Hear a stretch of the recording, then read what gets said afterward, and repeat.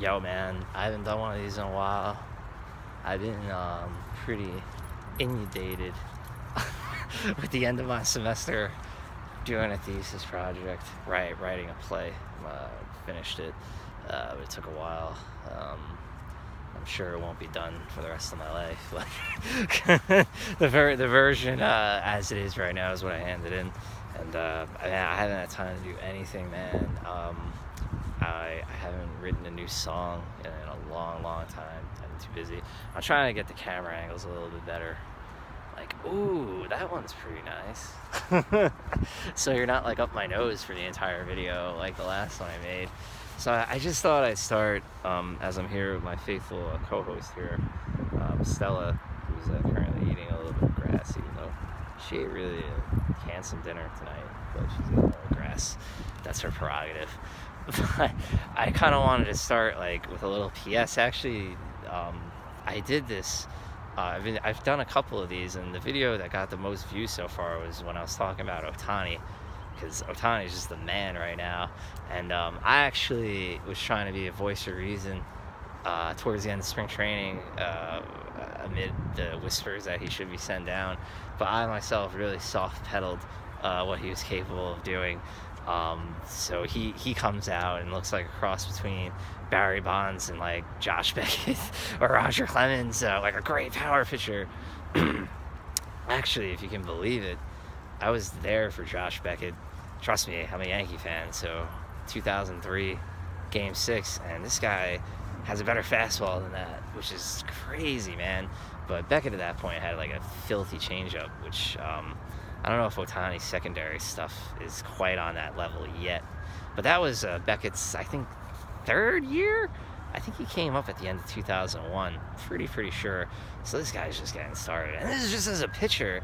But the thing that has really impressed me most about him, and I made a little post about this on Twitter, the fact that he was able to integrate that swing adjustment so quickly, kind of removing the leg kick and kind of doing like a nice little pivot to load up instead of lifting his leg. And that helped him get to the inside fastball. But the fact he was able to like integrate that change as seamlessly and as quickly as he did, and come out of the gate rocking and rolling after having a little bit of a slow spring training, that really, again, the guy's athleticism speaks for itself as a pitcher and a hitter. But like making that mechanical adjustment and being able to repeat it right away, it shows like a level of discipline and commitment. I mean, it kind of reminds me of when Granderson kind of sat out a couple of games in Kansas City in 2010 and tweaked his swing with Kevin Long. And basically it was like a different version of Curtis Granderson right from that point.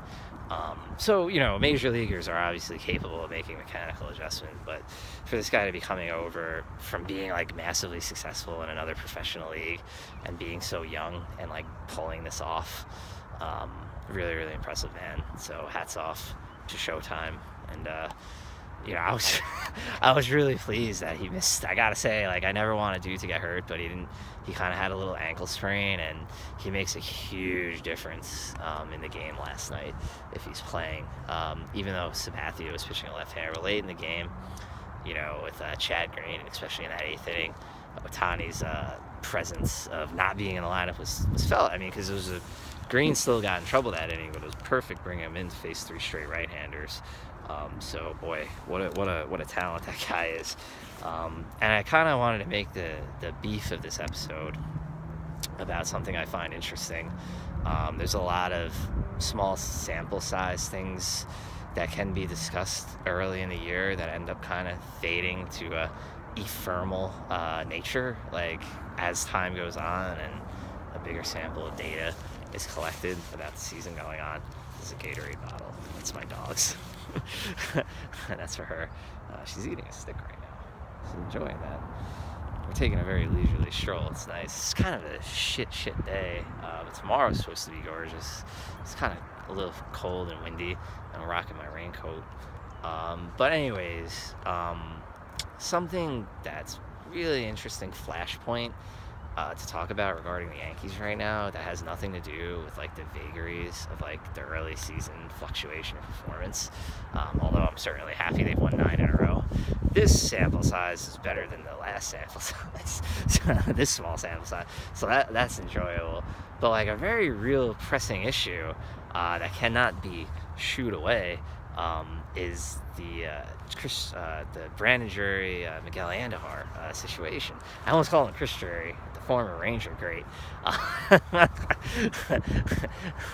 Yeah, he wasn't so great with the Rangers. He was really good with the Sabres, as I remember it. But like this is a really curious moment for the team, because they've gone with Andujar and Torres at third and second respectively. They went to Andujar as a contingency for Drury being having the migraine issue, and he's performed fantastically.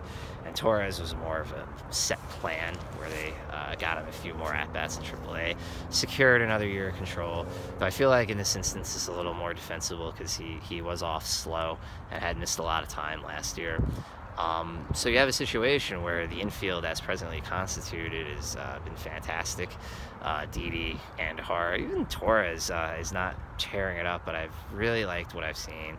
He hasn't really struck out. He's made a lot of contact. I would like to see a little bit more plate discipline, because I feel like he's a guy that could draw 50 walks even this year, possibly. I don't know if he'll do that, but we'll see. And he's also looked great defensively. So there's a lot to like about what Torres has done. But what are the Yankees going to do now that Drury is ready to come back and Andujar has played so well? You can't have two guys playing third base as per league rules. And there's basically going to be like an uprising if Andujar gets sent down. I certainly would be upset if Andujar gets sent down. So we don't really know like how they're going to handle this situation. But what we actually can analyze at the present moment, I want to give, hold on, Stell, I want to give you a ball to chase. Here, wait, ready?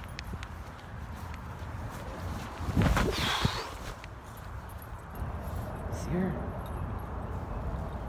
Yeah. She doesn't have the boosters really flying right now. Like, how are they going to handle the situation? That's an unknown. So I can't really even analyze it at present. I can only speculate. What we can actually look at is whether it might have been a miscalculation to trade Widener, who's a pretty good pitching prospect. He isn't, Josh Beckett. I hate to keep bringing up my nemesis, but like that kind of, or Phil Hughes or Java Chamberlain. Like he's not like a heralded pitching prospect. He's more in that Jordan Montgomery mold. But as a right-hander, but a guy who's put up really good numbers, shown good command. But, nonetheless, guys like that sometimes become really good pitchers. You really don't know how it's going to pan out. And Zolak, who I think his floor is a backup and whose ceiling could be, an overachieving type at the Keystone. And what I really like about Zolak is he steals bases. And that really complements his kind of contact hitting approach to the game. Where he's not going to hit for a ton of power, but if he gives you steals and plus defense, that's a second baseman you can run out on any team. Not that he was ever going to be a starting second baseman for the Yankees, given the presence of Torres, and arguably he was behind Avellino and Terrio Estrada and even Park, because the Yankees are absolutely loaded with infielders. But the point is, they gave up a little bit here to get Drury. And I'm sorry, the camera work right now is horrible, but I gotta make a throw. There she goes. So, and there's like dogs. I hate when there's dogs in the park with no leashes on. God, I hate that. So I try to avoid that.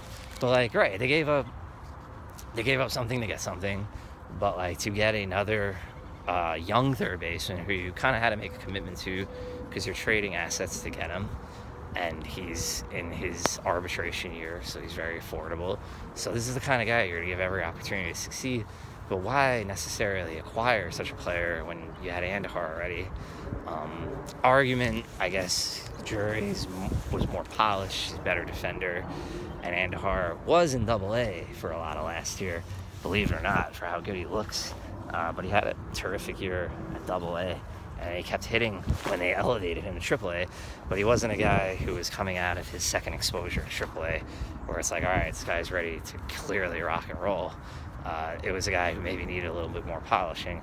So instead of like getting a veteran du jour to hold down the position while Andujar continued to develop, they kind of made the situation a little more competitive and a little more unpredictable by getting Drury. Because if Drury gets off to a great start, he's obviously your third baseman for the next few years. So everything's kind of been complicated by the migraine issue, and then by Andujar absolutely tearing it up. And it's kind of easy to kind of look back now in hindsight and question again why they traded for another young third baseman when they already had a pretty intriguing young third baseman already in the minor leagues. I was not posing right there for the camera.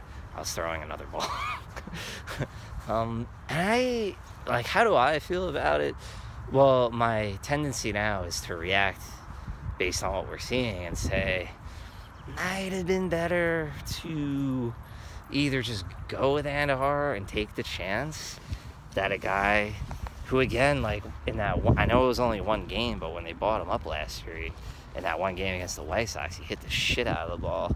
So, like, go with a guy who's maybe a little shakier defensively, but is a talented hitter, and just rock and roll with him. Or kind of bring in a veteran like Eduardo Nunez, which I advocated for. And, of course, Nunez isn't off to a good start with the Red Sox this year, but if he was off to the start with the Yankees, he might have already lost the job to Andujar, and it's a way easier transition going from a veteran like Nunez and then simply giving the job to Andujar and putting Nunez more in a backup role. Putting Drury in a backup role now means you're giving less of a chance to a guy you gave up 2 potential major leaguers for, and who you have chiefly under contract, and who's also probably or definitely a better defender than Andujar. So the whole situation is really complicated, and it's not necessarily a bad thing.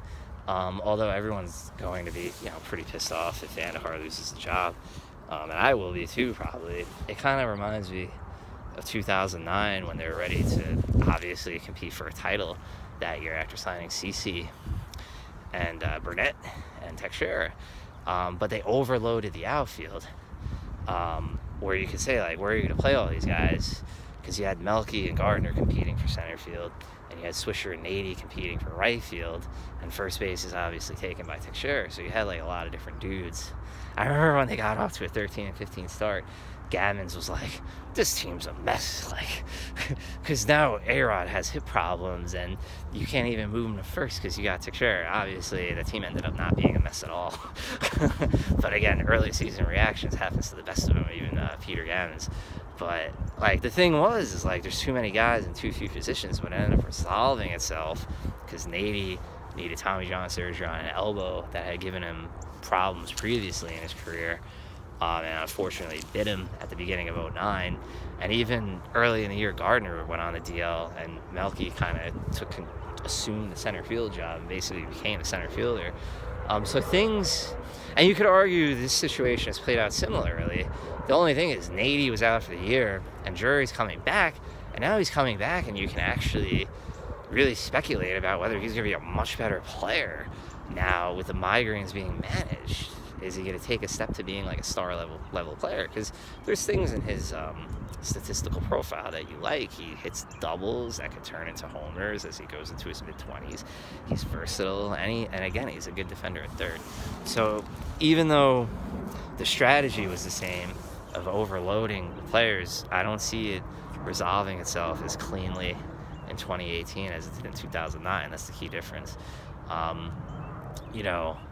I brought up on Twitter that trades this early in the year almost never happen. I mean, it's so fucking early. You can't even trade Neil Walker now because you signed him in the offseason. I think you need permission from him or the league to trade him before, like, May 15th. But, there's a lot of speculation. I actually brought up the idea of maybe trading Drury back to Arizona because Marte is off to a really slow start. And that would give them insurance for Jake Lamb's shoulder injury. I mean, Jake Lamb's probably going to be fine after hurting his shoulder, but if you get Drury back and have another good third baseman on the roster, you're certainly more protected. And I said, hey, the Yankees can maybe take Taijuan Walker back and rehab him, and maybe he can be an asset for them in 2019. So the Diamondbacks get insurance for their contending team while trading a guy who's not going to help them this year and who could help the Yankees in the future. just an idea. Chances of that happening are like 0. I just thought it was like kind of like an interesting idea, and I've thought of a lot of like really shitty trades in my day as a baseball fan. I thought that one had like a scintilla of reason to it, so I just wanted to throw it into this episode. But look, it's starting to rain. I really got